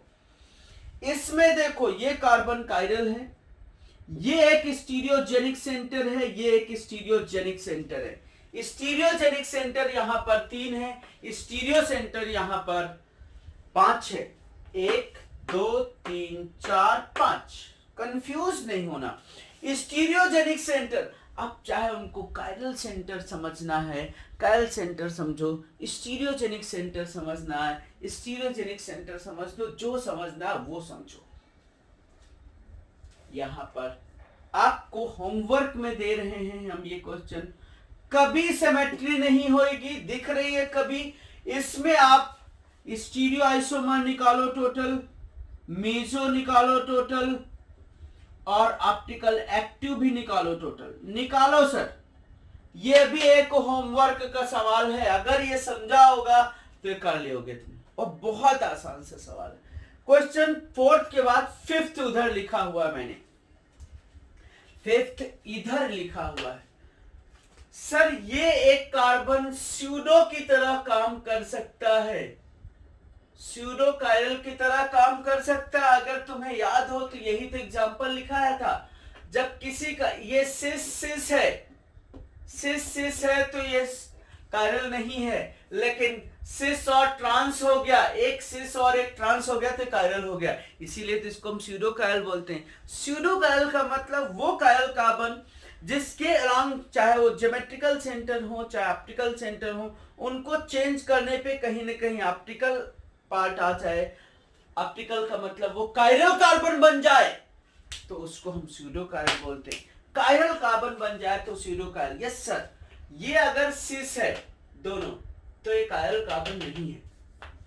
अगर एक सिस है एक ट्रांस है तो ये कायरल कार्बन है। कैसे? ये सिस, ये ट्रांस वैलेंसी, ये H और ये OH सर कायरल है, इसीलिए तो स्यूडो कायरल दिया। स्यूडो कायरल दिया है। कितने स्टीरियो सेंटर हैं यहाँ पर? एक स्टीरियोजेनिक सेंटर, 1 2 और 3। किसी न किसी फॉर्म में सिमेट्री तो जरूर आ जानी है, किसी न किसी फॉर्म में सिमेट्री आ जानी है सर, आ जानी है ना। ये सिस सिस रहा होगा या ट्रांस ट्रांस रहा होगा तो सर सिमेट्री आ जाएगी, प्लेन ऑफ सिमेट्री आ जाएगी सर।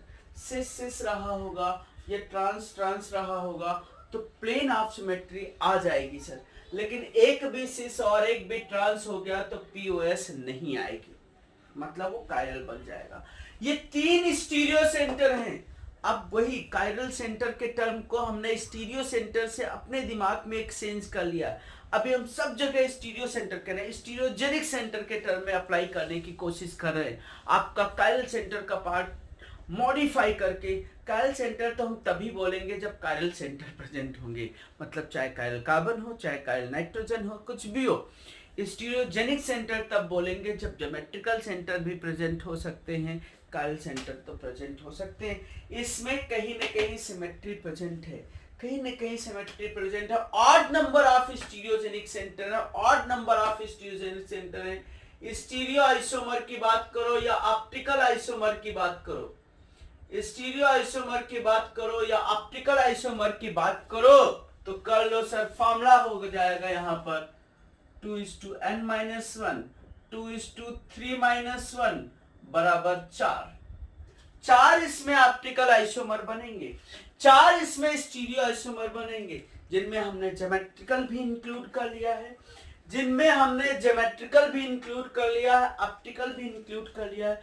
एक बात अवेयर होके समझ लो कि यहाँ पर अलग से ज्योमेट्रिकल पार्ट नहीं पूछेगा कि कितने ज्योमेट्रिकल बनना है, एकदम श्योर हो लो, जरूरत ही नहीं है वहां पूछने की। हम स्टीरियो आइसोमर पूछेंगे या ऑप्टिकल आइसोमर पूछेंगे, वैसे तो आइसोमर पूछता है, आइसोमर पूछता है तो आइसोमर बना लेंगे हम, ठीक है।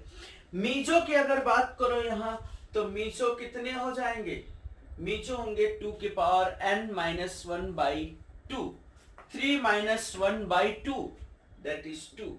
ऑप्टिकल एक्टिव की अगर हम बात करने लगे, इसमें ऑप्टिकल एक्टिव की बात करें तो 4-2 बराबर 2। जो भी पूछे आप बताओ ना क्या चाहता है यार, हमने आपको सिखाया है, आप आराम से बताओ बिना किसी टेंशन के। ये सवाल आपके सामने पेश करते हैं, ये कार्बन भी कायरल है, ये कार्बन भी कायरल है, ये कार्बन भी कायरल है, ये कार्बन कायरल है, कुछ भी कर लो कभी सिमेट्री नहीं आएगी सर, कुछ भी कर लो कभी सिमेट्री नहीं आएगी, ना ही POS आएगी ना ही COS आएगी, कोई भी सिमेट्री प्रेजेंट नहीं होगी, कोई भी सिमेट्री प्रेजेंट नहीं होगी।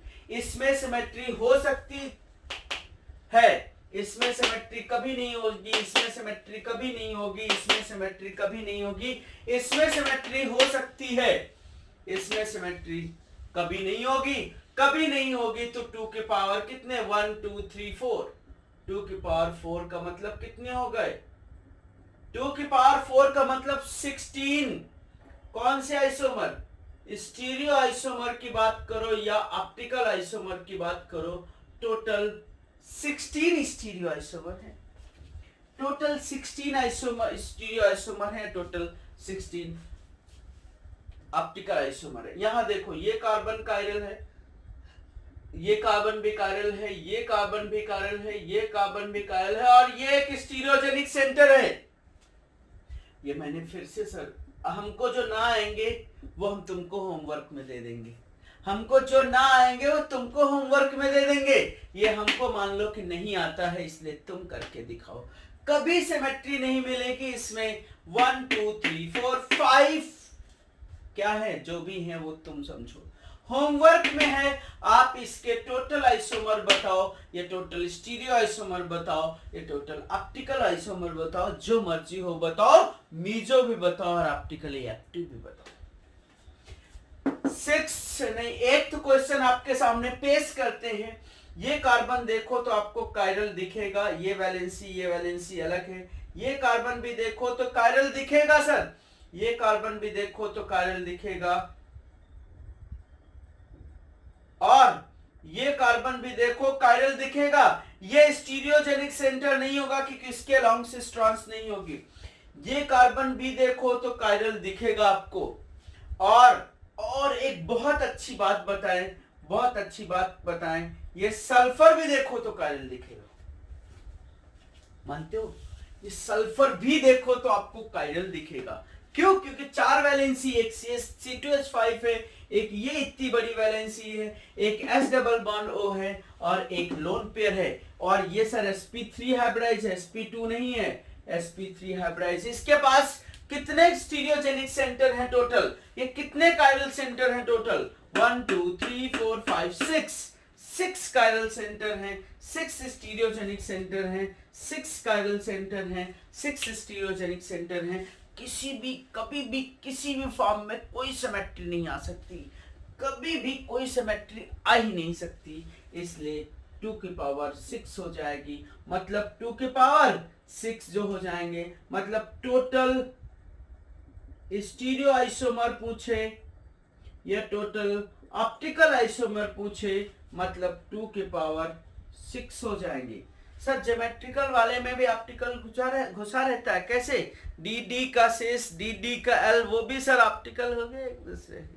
भले वो डायस्ट्यूमर्स हैं, लेकिन वो ऑप्टिकल आइसोमर्स की कैटेगरी में होंगे। एक और सवाल हम मेंशन कर रहे हैं सर, ये CH3 है, ये H है, ये C डबल बॉन्ड O है, ये N है, और ये CH3 है, और ये H है, और ये OH है। ये हमने कुछ 9 के बाद 10 नंबर दे दिया है, और इसके आपको होमवर्क में सॉल्व करना है। ये 10 नंबर दे दिया है, होमवर्क में सॉल्व करना है। इस जगह देखते हैं कितने लोग क्या दिमाग अप्लाई करते हैं, किसके पास कितना है। देखो 9th क्वेश्चन भी आप अपने आप से सॉल्व करो। हम क्यों बताएं?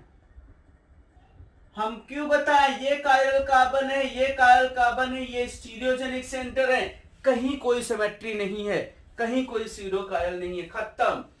10 नंबर की बात कर लेते हैं। चलो, एक ये स्टीरियोजेनिक सेंटर है, एक ये स्टीरियोजेनिक सेंटर है, ये भी स्टीरियोजेनिक सेंटर है, ये भी स्टीरियोजेनिक सेंटर है, ये भी स्टीरियोजेनिक सेंटर है, ये भी स्टीरियोजेनिक सेंटर है। सर इसमें कायरल सेंटर देखे जाए तो 1 2 3 4 5 हैं, स्टीरियोजेनिक सेंटर 6 हैं। कभी भी किसी भी फॉर्म में कोनो किसी तरह की कोई सिमेट्री नहीं आएगी। टोटल जो स्टीरियो आइसोमर होंगे 2 की पावर 4 और एक 5 और एक 6, 2 की पावर 6 निकल जाने हैं। और 2 की पावर 6 जो भी होता हो आप समझ लो, हमको नहीं आता सर, इतना गणित आती होती तो शायद आज हम गणित भी पढ़ा रहे होते। ठीक है, तो दिस इज स्टीरियो आइसोमर का कैलकुलेशन। इसमें मीजो बताने की जरूरत नहीं क्योंकि सिमेट्री नहीं है तो मीजो नहीं होगा। और जितने भी होंगे 2 की पावर 6 जितने भी होंगे सबके सब ऑप्टिकली एक्टिव होंगे, सबके सब ऑप्टिकली एक्टिव होंगे। इसको देखो 9th क्वेश्चन, एक होमवर्क हुआ, दूसरा होमवर्क हुआ, और वो बताया ये तीसरा होमवर्क हुआ, चौथा होमवर्क हुआ, 4 होमवर्क में दे रहे हैं हम सवाल। 9th क्वेश्चन, सर ये कायरल कार्बन है, सर 8 मेंबर रिंग है, 8 मेंबर रिंग के रिस्पेक्ट में यहां पर भी तो सिस ट्रांस हो सकता है, तो ये भी एक स्टीरियोजेनिक सेंटर है। कायरल के साथ साथ स्टीरियोजेनिक सेंटर काउंट करो। कभी किसी तरीके की कोई कहीं पर भी सिमेट्री ना आएगी, कभी किसी तरह की कोई कहीं पर भी सिमेट्री ना आएगी। टोटल स्टीरियो आइसोमर हो जाएंगे, टोटल ऑप्टिकल आइसोमर्स हो जाएंगे, टोटल ऑप्टिकल आइसोमर हो जाएंगे या टोटल स्टीरियो आइसोमर हो जाएंगे 2 की पावर 3, और कभी सिमेट्री नहीं होनी है तो इसलिए आंसर क्या आ जाएगा, 8 आ जाएगा। 8 8। कुछ क्वेश्चन लिए हैं, अभी हमारे लिए बहुत कुछ बाकी है। अभी हमारे लिए क्यूमुलिन में बाकी है, अभी हमारे लिए स्पाइरिन में बाकी है, लेकिन जब हम क्यूमुलिन स्पाइरिन समझ लेंगे तब हम उनकी बात करेंगे। अभी ये जनरल पार्ट था, या टोटल स्टीरियो आइसोमर पूछे, टोटल ऑप्टिकल आइसोमर पूछे, टोटल ऑप्टिकली एक्टिव आइसोमर पूछे या मीजो पूछे।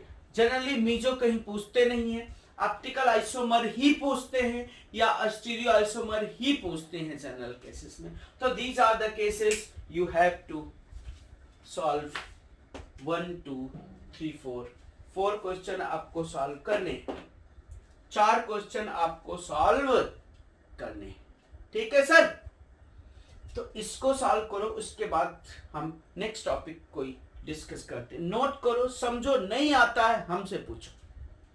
यस सर, देखो कुछ टर्म याद करो। बीच में मैंने एनेंशियोमर्स की बात किया और डायस्ट्रोमर्स की बात किया, मुझे लगा उसकी जो प्रॉपर्टीज हैं वो लिख देनी चाहिए, मुझे बता देना चाहिए, क्योंकि ऑलरेडी हम बता चुके, तो इस वजह से हम इसको लिख दिया है मैंने। आप समझ भी सकते हो, इजीली समझ सकते हो। एनेंशियोमर्स क्या होते हैं, which are non super imposable mirror image of each other. Non super imposable mirror image जो कंपाउंड होते हैं, these are enantiomers of each other. Enantiomers हमेशा क्या होंगे, these are optically active in nature, ये भी आपको पता है। एनेंशियोमर्स की जो फिजिकल प्रॉपर्टीज होती है, ये बहुत इंपॉर्टेंट पॉइंट है। एनेंशियोमर्स की फिजिकल प्रॉपर्टी सेम होती है, boiling point, melting point, solubility, dipole moment, जो भी फैक्टर हैं वो सेम होते हैं। इसका मतलब एनेंशियोमर्स को हम फिजिकली सेपरेट आउट नहीं कर सकते, मतलब बॉयल करके, मेल्ट करके इनको इस तरीके से सेपरेट आउट नहीं कर सकते। क्यों? क्योंकि एनेंशियोमर्स की फिजिकल प्रॉपर्टी सेम होती है, बस ऑप्टिकल जो बिहेवियर होता है वो अलग अलग होता है। फिजिकल प्रॉपर्टी सेम होती हैं, ऑप्टिकल बिहेवियर अलग होता है। मतलब एक कंपाउंड प्लेन पोलराइज्ड लाइट को क्लॉकवाइज रोटेट करता है तो दूसरा प्लेन पोलराइज्ड लाइट को एंटी क्लॉकवाइज रोटेट करता है। ऑप्टिकल बिहेवियर डिफरेंट होता है, फिजिकल बिहेवियर सेम होता है, फिजिकल प्रॉपर्टी सेम होती है। एनेंशियोमर्स की जो एनर्जी होती है वो हमेशा इक्वल होती है, चाहे वो डी फॉर्म हो चाहे एल हो, मतलब पॉजिटिव हो चाहे नेगेटिव हो, चाहे आर एल हो या उसी का एस फॉर्म हो, उनकी एनर्जी सेम होती है। Enantiomers react with optically inactive reason. Optically inactive reason, किसी एनेंशियोमर्स ऑप्टिकली इनएक्टिव रीजन के साथ, मैं भी बताता हूँ, इसमें बताता हूँ, ऑप्टिकली इनएक्टिव कंपाउंड के साथ रिएक्ट करते हैं तो उनकी रेट सेम होती है, रेट ऑफ रिएक्शन सेम होती है, रेट ऑफ रिएक्शन सेम होती है। ऑप्टिकली एक्टिव रीजन नहीं, ऑप्टिकली इनएक्टिव रीजन के साथ रिएक्शन करने पे उनकी रेट ऑफ रिएक्शन सेम होती है। लेकिन अगर मैंने ऑप्टिकली एक्टिव रीजन डाला, ऑप्टिकली एक्टिव कंपाउंड के साथ रिएक्शन करा रहे हैं, जो केमिकल प्रॉपर्टीज का पार्ट है, बहुत ज्यादा डीप में नहीं जाना है। ऑप्टिकली एक्टिव कंपाउंड के साथ वो डिफरेंट रेट से रिएक्शन करता है। एनेंशियोमर्स जो होते हैं pair of optically active compound का पेयर होते हैं, मॉलिक्यूलर फार्मूला, स्ट्रक्चरल फार्मूला सब कुछ सेम होता है, बस ऑप्टिकल बिहेवियर डिफरेंट होता है। उनको हम लोग केमिकल रिएजेंट, मतलब ऑप्टिकली एक्टिव रिएजेंट के साथ उनकी रिएक्टिविटी अलग होती है, मतलब उनका रेट ऑफ रिएक्शन अलग होता है। Rate of reaction, change in concentration per unit time. दूसरी प्रॉपर्टीज ऑफ डायस्ट्रोमर्स। डायस्ट्रोमर्स क्या होते हैं आपको पता होगा, non super imposable, non mirror image होते हैं, ये सब बता चुके हैं हम, बस एक समराइज करने के लिए मैंने लिखा है, सब बता चुके हैं। ये कुछ नई टर्म पता था, इस वजह से मैंने यहाँ मेंशन कर दिया। अब जो डायस्ट्रोमर्स होते हैं वो non super imposable, non mirror image होते हैं, एक दूसरे की मिरर इमेज नहीं होते। दे मे और may not be optically active. Diastereomers optically active भी हो सकते हैं और डायस्ट्रोमर्स ऑप्टिकली इनएक्टिव भी हो सकते हैं, पीछे हमने बताया है। डायस्ट्रोमर्स ऑप्टिकली एक्टिव भी हो सकते हैं और डायस्ट्रोमर्स ऑप्टिकली इनएक्टिव भी हो सकते हैं। डायस्ट्रोमर्स, अगर कायरल कार्बन की बात किया जाए तो मिनिमम 2 कायरल कार्बन होने चाहिए डायस्ट्रोमर्स के लिए।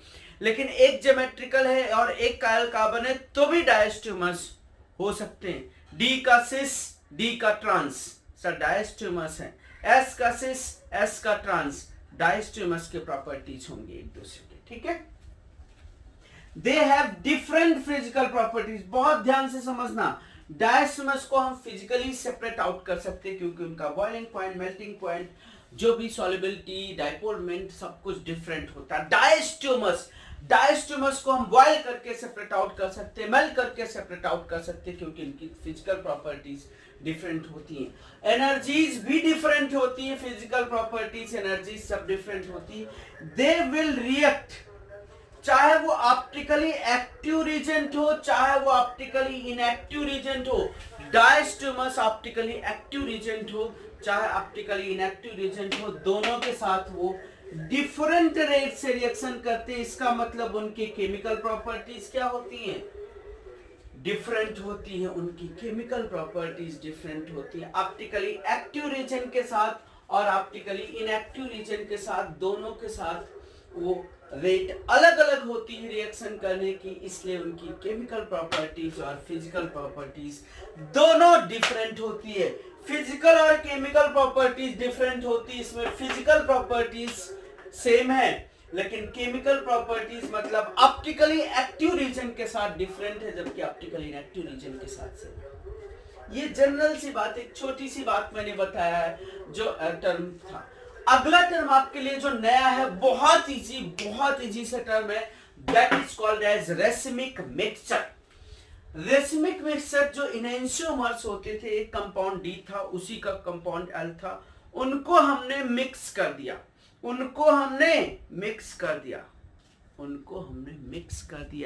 डी फार्म और एल फार्म को हमने मिक्स कर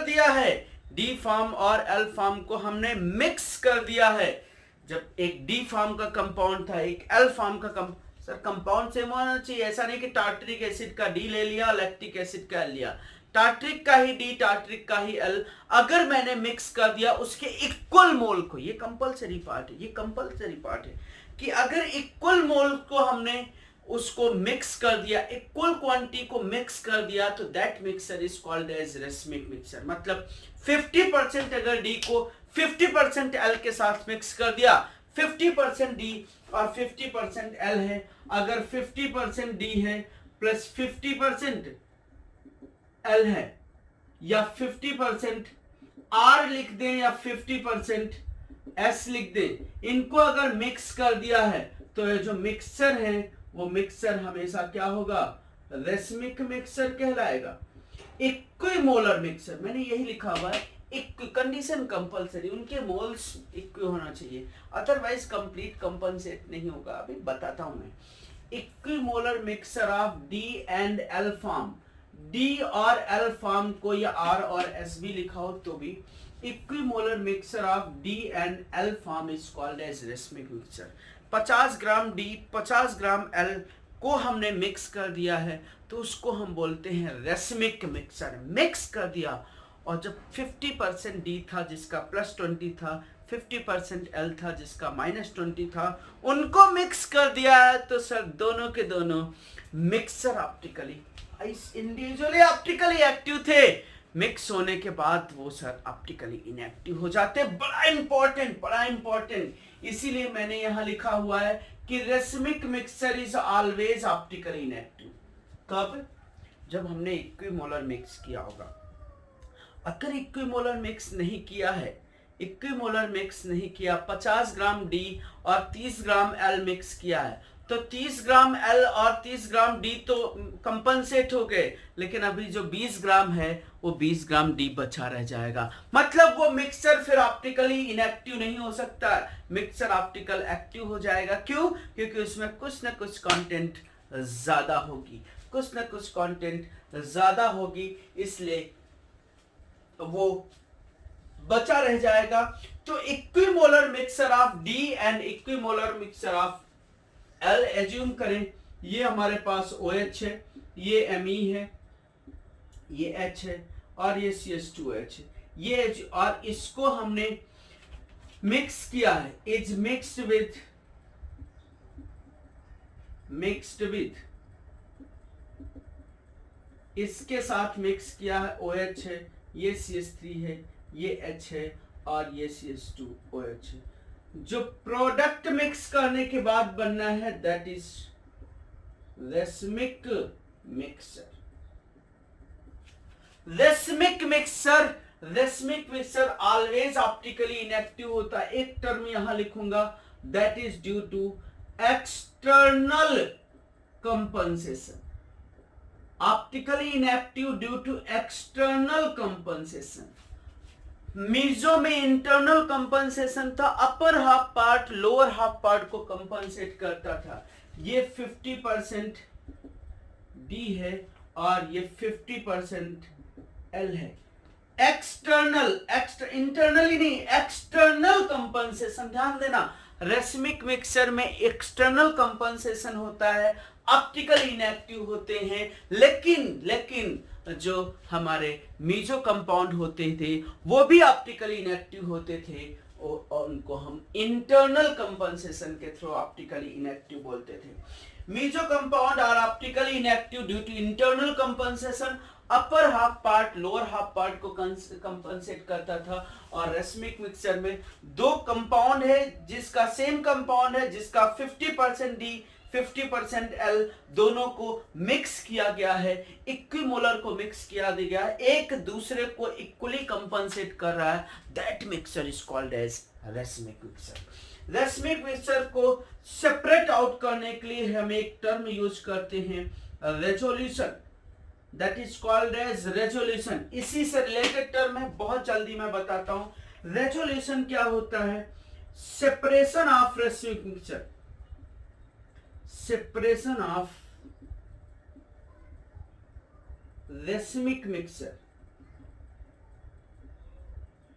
सेपरेशन ऑफ रेसमिक मिक्सचर। ध्यान देना, सेपरेशन ऑफ रेसमिक मिक्सचर अगर हम बात करें उसके किसमें अलग अलग सेपरेट आउट करना, इसको अलग कर देना, इसको अलग कर देना। Separation of racemic mixture into respective, ये एनेंशियोमर्स को ही तो मिक्स करके बना था, इक्विमोलर मिक्सर के एनेंशियोमर्स को मिक्स करके इनटू रेस्पेक्टिव एनेंशियोमर्स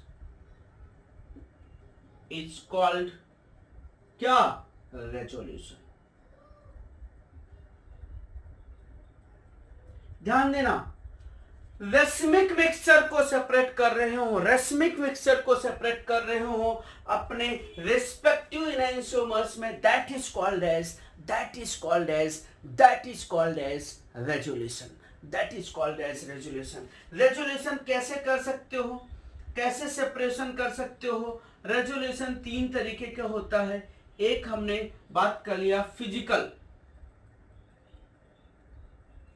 और एक होता है बायोलॉजिकल, और एक हो गया है केमिकल। फिजिकल, बायोलॉजिकल और केमिकल सेपरेशन बहुत ध्यान से समझना।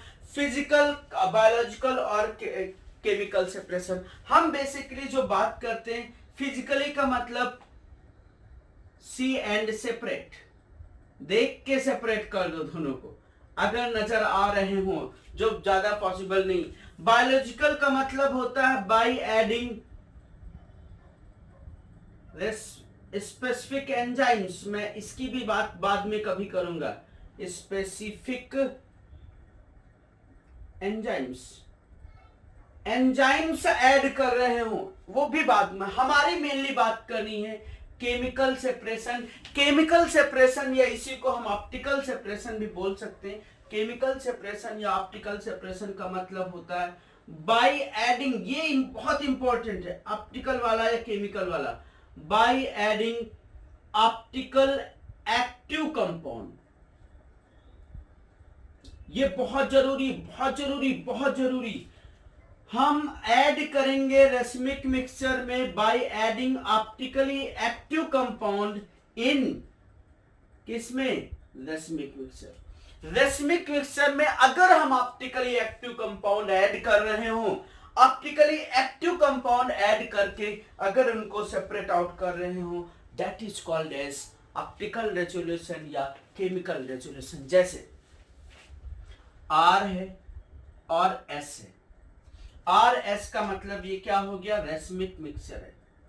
रेसमिक मिक्सचर में हमने कोई ऑप्टिकली एक्टिव का मतलब प्योर कंपाउंड, ऑप्टिकली एक्टिव का मतलब प्योर, प्योर का मतलब वो मिक्सर नहीं, वो तो या तो डी है या तो एल है, मतलब या तो आर है या तो क्या है, ऐसे आर एस ना लिखे हम, चलो डी और एल लिख दे रहे हैं, डी है और एल है।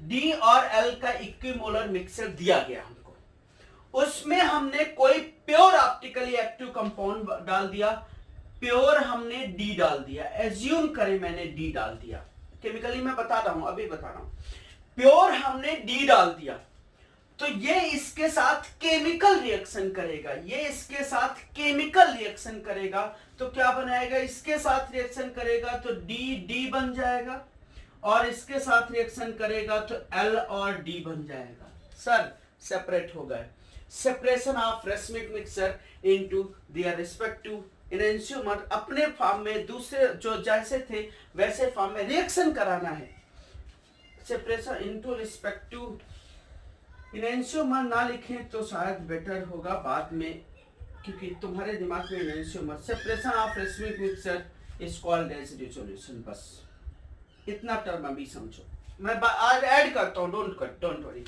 एक्चुअली डी और एल का मिक्सचर था, उसमें मैंने प्योर डी डाला, तो डी और डी रिएक्ट कर गया, डी और एल रिएक्ट कर गया, डी और डीएल क्या है, डी और एलडी क्या है, ये सर एक दूसरे के डायास्टीरियोमर्स है, एक दूसरे के डायास्टीरियोमर्स हैं सर, एक का कॉन्फिगरेशन डी था, एक का कॉन्फिगरेशन एलडी हो गया, एक ने अपना कॉन्फिगरेशन चेंज किया, दूसरे ने अपना कॉन्फिगरेशन नहीं चेंज किया है, इसलिए एक दूसरे के डायस्टोमर्स, और डायस्टोमर्स कैन बी सेपरेटेड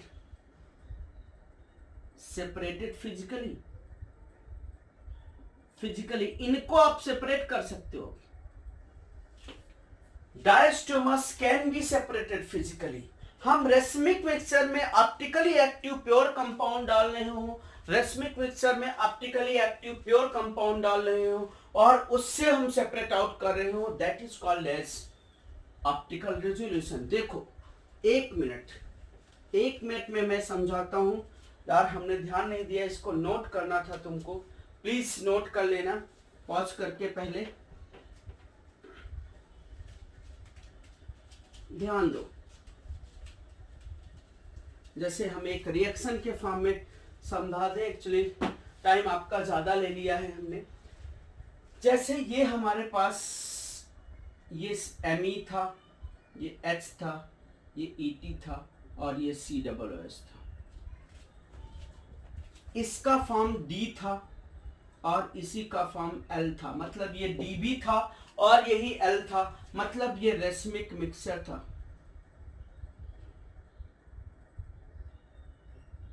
ऐसे चलो कोई बात नहीं, हम ऐसे लिखते हैं, एज्यूम करें ये D था, इसकी L फॉर्म अगर हम मेंशन करें तो L फॉर्म मेंशन कर सकते हैं, Me है, Et है, H है और COOH, ये L फॉर्म हो गई। अभी D और L नहीं प्रैक्टिकली फाइंड, ये अगर R थी तो ये S हो गई, ऐसे समझ लो, ठीक। ये अगर हमने L ले लिया, D थी या R थी, R और S हो गए, D और L हो गए, मतलब ये मिक्सचर है, D L के फॉर्म में भी मिल सकता है या R S के फॉर्म में मिल सकता है, ध्यान देना ही।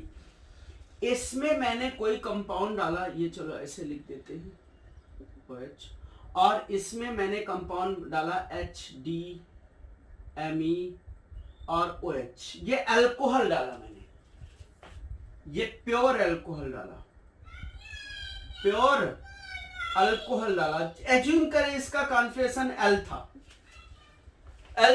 RS तो आप आइडेंटिफाई कर सकते हो, चलो L था, प्योर कंपाउंड डालना, उसमें रेसमिक मिक्सचर नहीं डालना, ये भी इसके साथ रिएक्शन करेगा, ये भी इसके साथ रिएक्शन करेगा, कैसे, यहां से OH, यहां से H और यहां से OH रिएक्ट करता है, याद करो तुम्हें बचपन में सिखाया गया है, कार्बोक्सिलिक एसिड को अल्कोहल के साथ रिएक्शन करते हैं तो एस्टर बनता है, ध्यान से समझना, ये मैं एस्टर बना रहा हूं, ध्यान से समझना, ये H है, ये Me है, ये Et है और ये C डबल बॉन्ड O, यहां पर ये O, H यहां से निकलेगा और OH यहां से निकलेंगे, H2O निकलता है, पता है आपको अल्कोहल एस्टर की रिएक्शन, अल्कोहल और कार्बोक्सिलिक एसिड में एस्टर बनता है, ये O बना और फिर ये क्या हो गया H D और Me, एक ये बना, उसके साथ साथ क्या बना, ये रेसमिक मिक्सचर थे, ये रेसमिक प्लस का मतलब ये मिक्सचर लिखा हुआ है मैंने,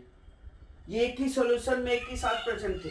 अगर इसके साथ इसको मैंने डाला तो ये क्या बनेगा, ये ET हो गया, ये Me हो गया, ये H हो गया, ये C डबल बॉन्ड O हो गया, ये O हो गया और ये H Me और सॉरी H D और Me बन गया।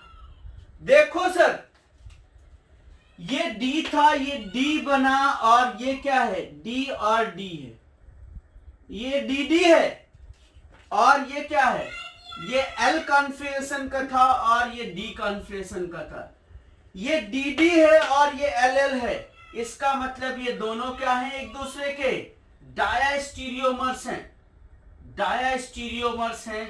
तो डायस्टीरियोमर्स को तो आप फिजिकली भी सेपरेट आउट कर सकते हो, इनको बॉयल कर दो तो भी अलग हो जाएंगे, इनको मेल्ट कर दो तो भी अलग हो जाए, इनको जो भी इनकी दोनों की सॉल्युबिलिटी अलग है, इन दोनों का बॉइलिंग पॉइंट अलग है, इन दोनों का मेल्टिंग पॉइंट अलग है, इन दोनों की पोलैरिटी जो है वो अलग है। सर आपको समझ में आ जाना चाहिए कि ये diastereomer separation of racemic mixture, separation of racemic mixture by adding optically active compound, ये प्योर दे दे, कोई प्योर कंपाउंड दे दे तो मतलब वो सिंगल फॉर्म है, that is called as resolution, that is optical resolution. इसको हम ऑप्टिकल रेजोल्यूशन, ऑप्टिकली समझ में आया होगा, ऑप्टिकली रिजोल्यूशन बोलेंगे या केमिकल रिजोल्यूशन बोलेंगे, समझ में आ गया। तो this is part of racemic mixture, उससे रिलेटेड रेजोल्यूशन। यहां तक का टॉपिक आप करो, थोड़ा सा बड़ा हो गया लेक्चर, लेकिन ये एक्चुअली इसी चीज से रिलेटेड था तो साथ में मुझे बताना पड़ा। प्लीज यहाँ का मैंने पहले साफ कर दिया था, उसके लिए सॉरी। आप अच्छे से रिवर्स जाके आप इसको नोट जरूर कर लेना प्लीज। और इस टॉपिक का एग्जाम्पल मैंने यहाँ पर केमिकल रिएक्शन के थ्रू मैंने आपको ये समझा दिया है। ठीक है सर, हम मिलते हैं नेक्स्ट लेक्चर में कुछ नया लेके, कुछ अच्छा सा लेके। तब तक के लिए थैंक यू, बाय बाय।